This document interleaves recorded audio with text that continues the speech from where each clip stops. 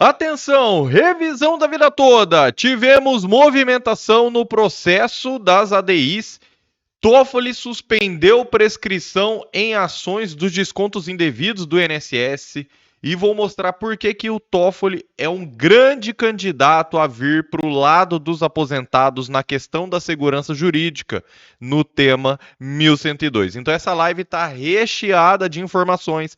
Já se inscreva aqui no canal, eu sou Nakamura, professora advogada há mais de 13 anos, vocês já me conhecem. E um minutinho de paz no seu dia. Também nos gloriamos nas tribulações, porque sabemos que a tribulação produz perseverança. A perseverança, um caráter aprovado. E o caráter aprovado, esperança. E a esperança não nos decepciona, porque Deus derramou seu amor em nossos corações por meio do Espírito Santo que ele nos concedeu.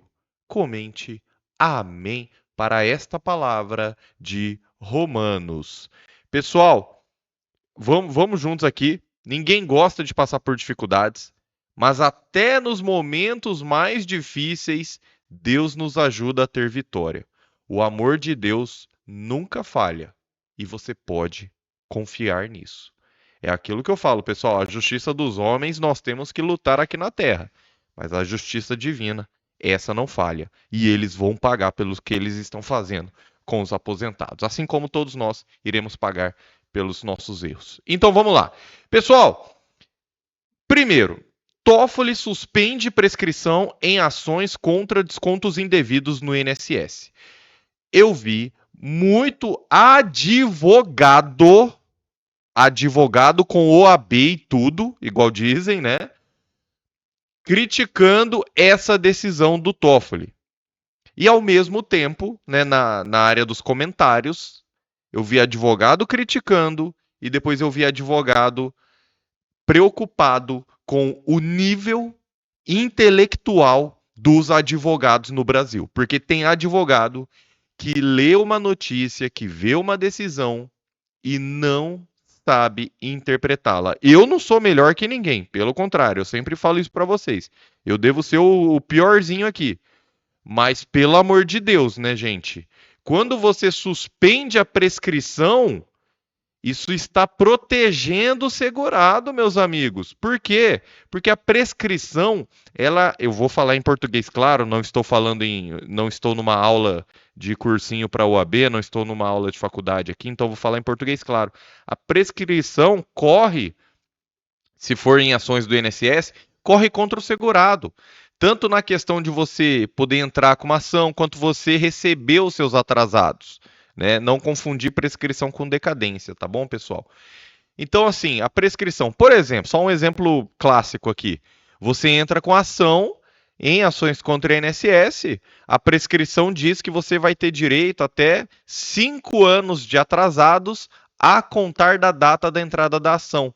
Então, na revisão da vida toda, quem ficou esperando para entrar com o processo ia deixando de receber. Cada mês que a pessoa deixou de entrar com o processo da revisão da vida toda, é um mês que ela deixou de receber de atrasados, porque ficam limitados aos últimos 5 anos, tá?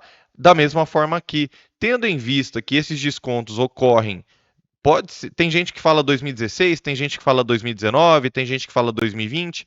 Independente disso, né? Vocês viram que já passou então mais de 5 anos, estamos em 2025.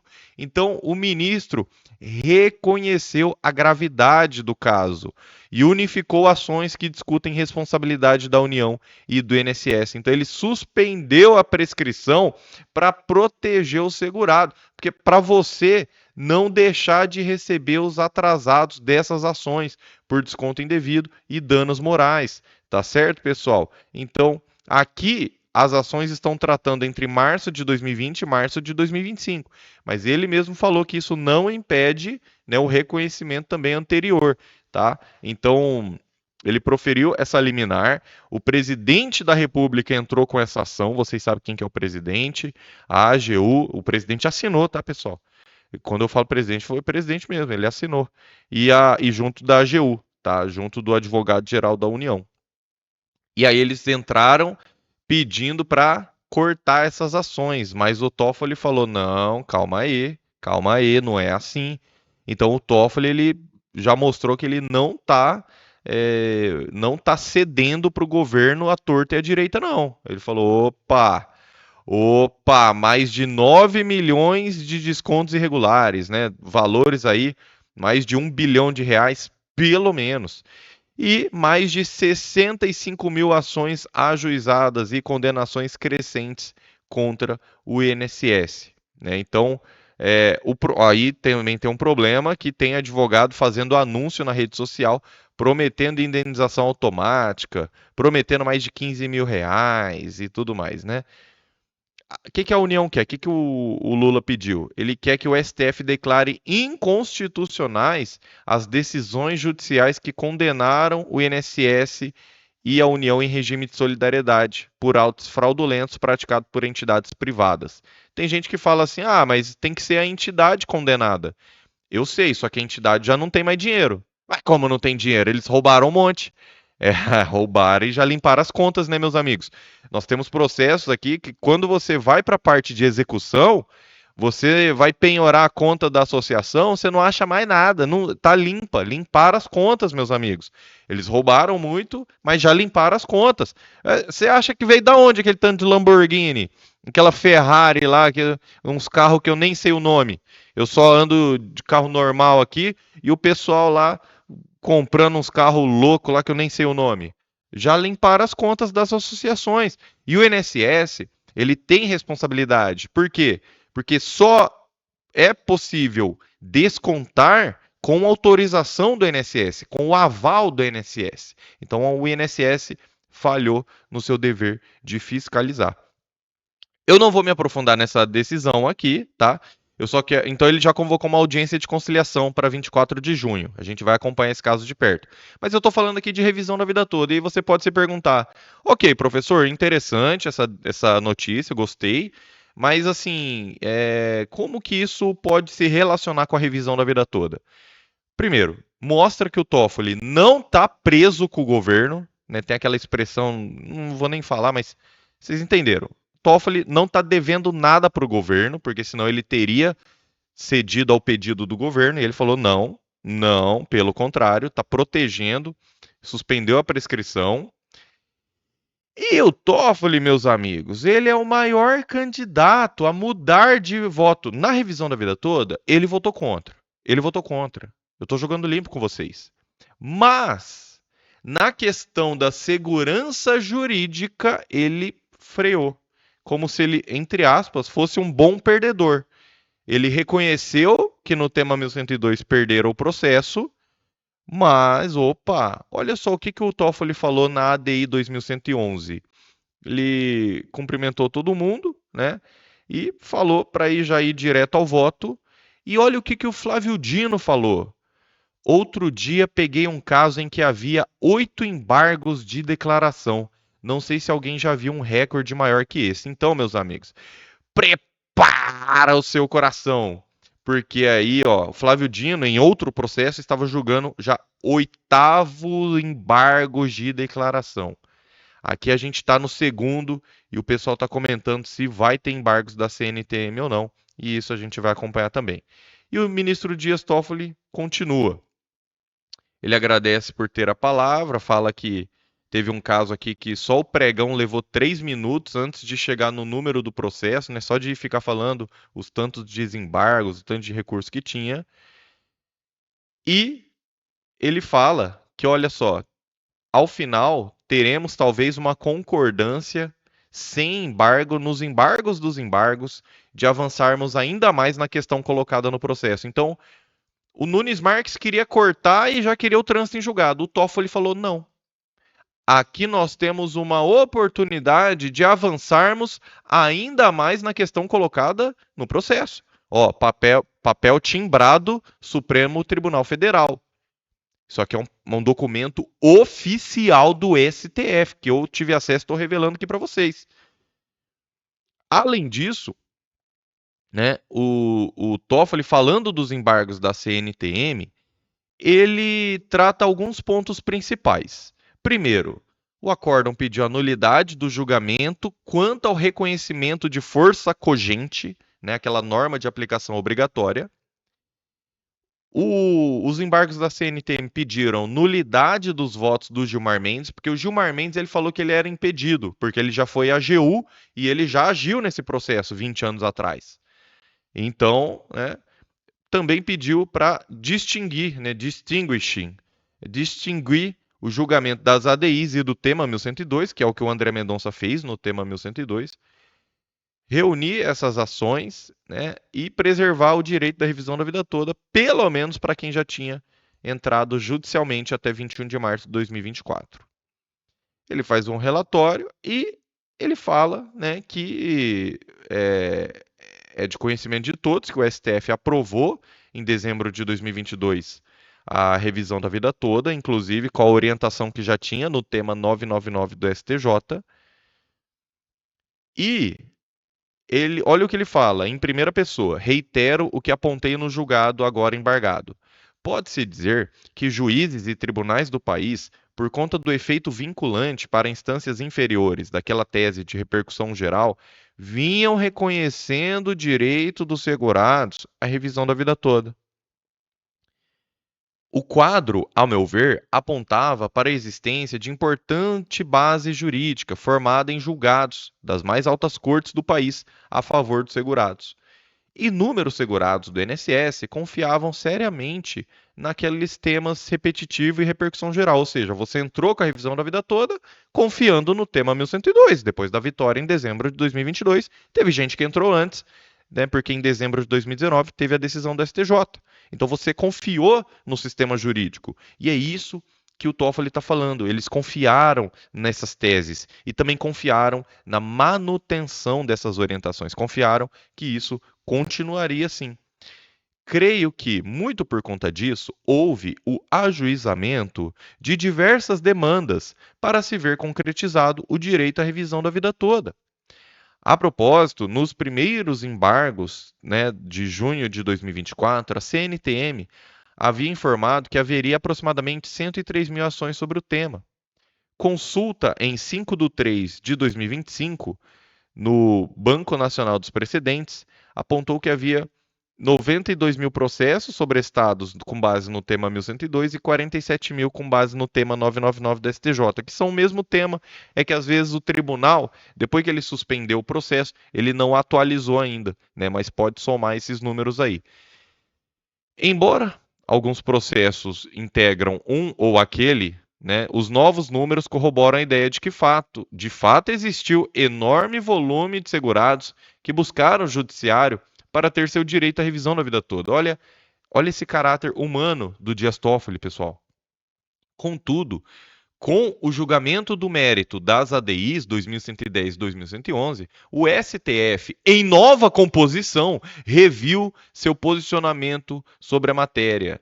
Então, pessoal, o Toffoli ele fez a mesma, levemente, aqui ele fez de forma mais leve, mas ele fez a mesma crítica que o Alexandre de Moraes havia feito. Que o que mudou no STF? O que mudou? Veio nova lei? Veio uma nova pandemia? Veio? Não. De dezembro de 2022 para março de 2024, só mudou a composição do STF. E o Toffoli apontou isso também. E falou, né, que firmou a impossibilidade da revisão da vida toda sem qualquer espécie de modulação. Né? Então, com isso, sobrepujou, né, passou por cima do tema 1102, que vinha vigorando por 1 ano e 3 meses, e também o tema 999, que vinha vigorando por 4 anos e 3 meses. Houve, assim, quebra de confiança dos segurados que depositavam nessas teses.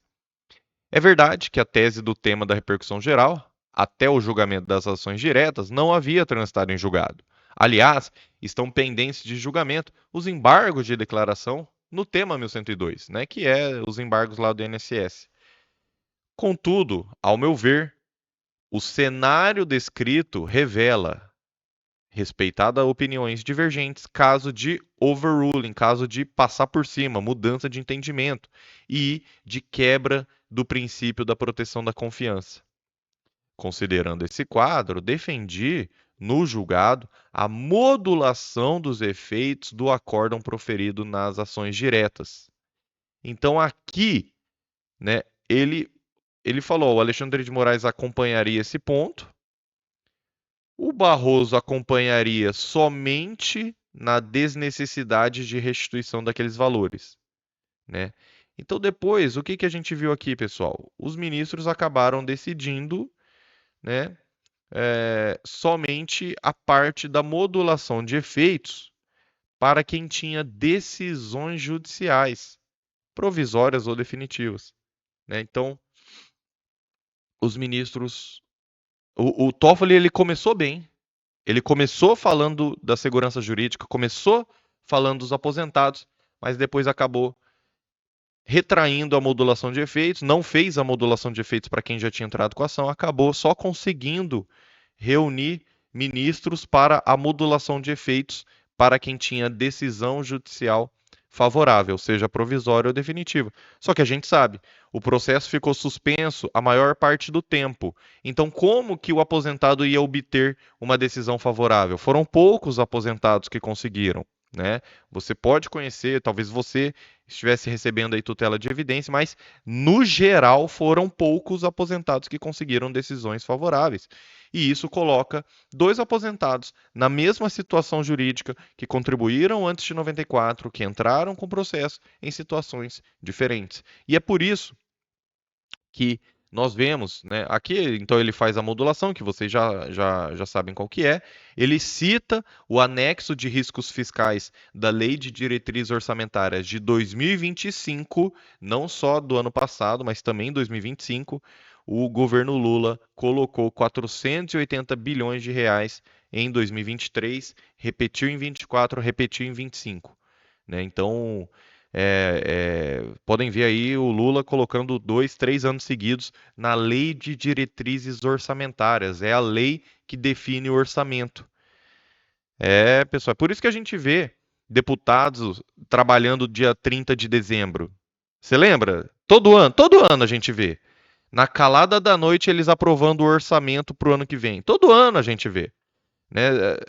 Você pensa assim, nossa, mas eles não trabalharam o ano inteiro, aí tá lá, 29 de dezembro, 30 de dezembro, todo mundo em Brasília, aprovando orçamento na calada da noite. Por quê? Porque aí o orçamento, né, opa, manda um pouquinho para mim, manda um pouquinho ali, e tal, tal, tal, e tal, tal, tal, né? Vocês sabem, vocês conhecem essa história, não é de hoje não.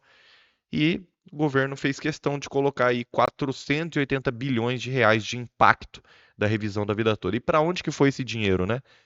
Meus amigos. Depois a Advocacia Geral da União falou que seria 70 bilhões de reais se fossem revisados todos os benefícios ativos. Então a Advocacia Geral da União, ela fez um impacto de todos os benefícios.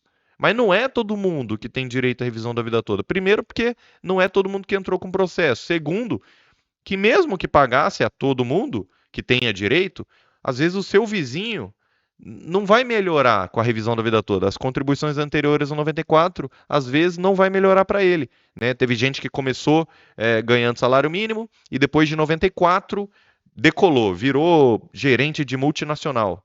Ah, então, não adianta incluir as contribuições anteriores ao 94 para essa pessoa. Então, não tem como você falar que é todo mundo, todo benefício ativo que vai ser revisado. E aí, olha só, pessoal, ele se preocupa, né, com o orçamento das famílias, se preocupa também que a corte tenha sensibilidade nesse contexto, considerando ainda a realidade dos segurados do INSS. Então aqui eu vejo que, embora ele tenha votado contra lá atrás, lá em 2022, ao longo do tempo ele se sensibilizou, opa, peraí, a gente tem uma questão de segurança jurídica. Então, o que está em julgamento aqui não é só o direito de colocar contribuições anteriores a 94. O que está aqui é o direito à segurança jurídica. É o direito, se o STF vai preservar a Constituição Federal. Porque o STF bateu no peito, lá em dezembro de 2022, falou, ó, está aprovado. Aí espera 3 ministros, Marco Aurélio, Ricardo Lewandowski e Rosa Weber, se aposentarem para depois mudar? Ah, que história é essa? Então é mais ou menos isso que o Dias Toffoli está falando, com outras palavras, é claro. Ele está falando, olha, ao meu ver, razões de segurança jurídica e princípio de proteção da confiança e interesse social, né, fundamentam essa modulação de efeitos. Aqui só ficou então realmente a questão de não precisar devolver valores para quem tinha decisão favorável e custos processuais e não precisar pagar honorários de sucumbência para o advogado do INSS, tá? Mas, né, é igual eu falei, no primeiro embargo não conseguiu nada, segundos embargos já avançaram. E por que não nos terceiros embargos avançar mais um pouco ou lá no tema 1102? Então, o Dias Toffoli é sim um dos candidatos a vir com o lado dos aposentados. Sobre a manifestação que tivemos nas ADIs, eu vou fazer uma live um pouco mais tarde, então, porque essa aqui já está longa, já deu 20 minutos, e você me acompanha ainda hoje, mais tarde já vou soltar para vocês. Que Deus te abençoe e até a próxima.